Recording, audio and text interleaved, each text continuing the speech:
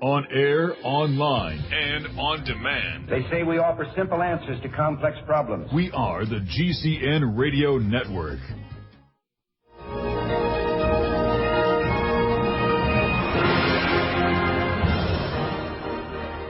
All right, we're back with Linda Runyon. Linda.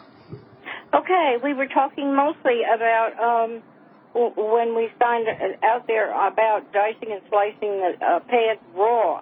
But, you know, in the Mexican world, they are cooked as much as eaten raw. Of course, in my survival world, we just ate them raw, which is fine. But and I think willies were raw, too. But if they're cooked to parboil them, they have special instructions how to do it, and I want to read them quickly to you. They need to be parboiled, washed well, and then patted dry and cut into either julienne or diced in cubes, either like string beans or diced in cubes. And then you place the nopales in a pot and cover them with cold water and bring them up to a boil. Pour the water off and then rinse again well under the faucet. Then cover them with cold water again, bring them to a boil, and drain them. Now, they do this for a reason because I call it gook.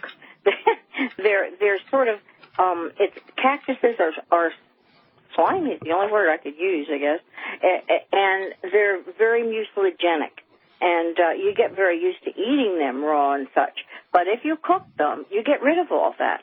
And they add a little bit of baking soda to the very last rinsing and pouring out.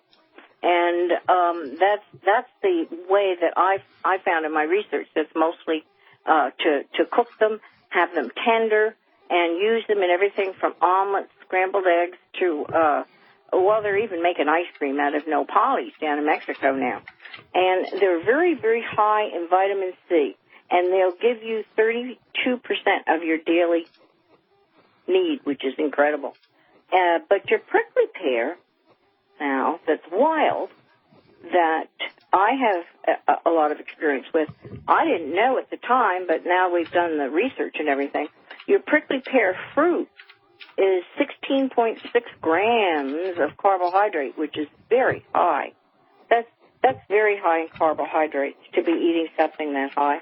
And I didn't realize I was eating carbs, so I was actually boosting a part of me there that I really needed as we trucked around on the desert. So that was great. And the little bit of saltiness on it, that's also putting back. Because if you're out there in the heat and you're gathering it and you're going to be using it for food, a little bit of salt is wonderful.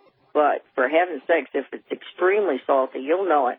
It's so salty you have to spit it out, okay? So you will know. Test it before you take the time to cube it all up over your campfire or however you're cooking. Now, if you're in prickly pear country, you're in cholla country. And the jumping cactus is something we all fear, and for good reasons. I've seen some horrible videos on the YouTube and stuff of kids that fall into them. And, oh, my goodness. And anyway, they are very, very full of prickles. So we tell people to knock off the section that you want to eat. You'll see greener portions at the ends of the arms of these. So those greener portions are the best ones to be eating. And knock off onto the desert and poke them with a stick or whatever you've got and put them up on, we use barbecues. You remember, George, we used to barbecue them.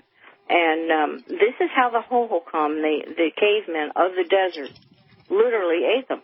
They had fire pits everywhere, and they've been logged all over the desert. Circular pits that have sort of a petrified base to them that can have up to 2 feet, I read one time, of cholla pits, all cemented together.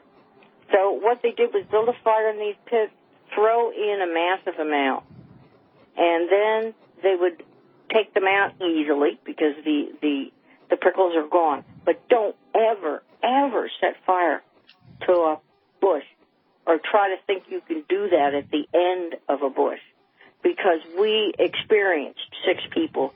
I've never in my life been so frightened. I thought all 6 got burned, but they didn't. okay? They did not get burned, but let me tell you, that was the fastest flame I've ever seen in my life. To set fire to a cholla is to think that you can burn off the needles at one portion that you want to eat. Big mistake. It's a flash fire, and it's so fast that is a miracle that those 6 people that were with me that day did not get. And I didn't know that, and I sure know it now. So don't ever do that. Pop it off, get it off the desert floor, put it on a barbecue or hold it out from you and light it, but don't ever do it on the bush, okay? Now what for those of you who might not have been listening for a while to our regular series with Linda, there are spines on the cactus pads, just like other cactus, but there are also these tiny little flexible hairs that almost you wouldn't even notice them if you weren't already aware of them, and they're glochids. And I personally would rather be stuck by a spine than those irritating little glochids have a nasty effect if you're not aware of it. That's why Linda's talking about the preparation, which is So be sure you do exactly what she says. Otherwise, you get those little glochids on your fingers and they sting. So again, handle with care. By not burning the thing enough. You know, you got to burn it so that it's almost charcoal, and you say, "Oh, I can't eat this." And when you split it in half, it's got green gel inside. It's delicious. It's extremely high in calcium. And that gel, by the teaspoon, I have a little spoon with you, that has saved many people from thirst. It saved me. I mean, it's like, I don't know, 90% water also. So it is what it is. It's high in nutrition. It's delicious. The gel is really life-saving to you out there. But for heaven's sakes, bop it off the bush and light fire away from that bush, because that's how fast it goes. Now, I use the gel for everything. I use it for any skin problems. I use it as a skin softener. We have washed people in that gel as a sun protector.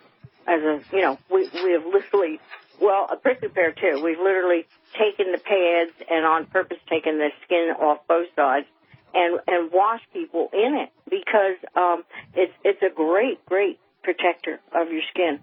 And if you're out there at 100 degrees, believe me, it can really feel real good. And Evelyn Neathammer, she's a woman from 1974 that I met back then, and she taught us how to get rid of those blockades without lighting fire to it. And there is a way, and it's well documented. She took 2 saucepans, one full of clean gravel, and then she put the buds in there, and she'd pour it back and forth. And it took 5, 6, 10 times or so until all the spines and glochids are knocked off. But for me, that little charcoal potato, I call it, when I found out when you cut it open, you have this green gel. That's the food. So, just be careful that you have really burned it until you think you can't eat it, and then open it up, and there it is. And it's just wonderful. Okay, so we use all the gels, all the cactus gels. I don't care if it's prickly pear or whether it's cholla or nopales, the ones that big ones that look just like prickly pear without the big long spines. And they are going wild throughout Arizona and Mexico. I take those and boil them. You boil them. I cut them up a little bit, not taking any care whether anything, I strain it very fine. And I'll use it for a hair rinse. It's fantastic. Save you a lot of money there. All right, we'll be back right after the break.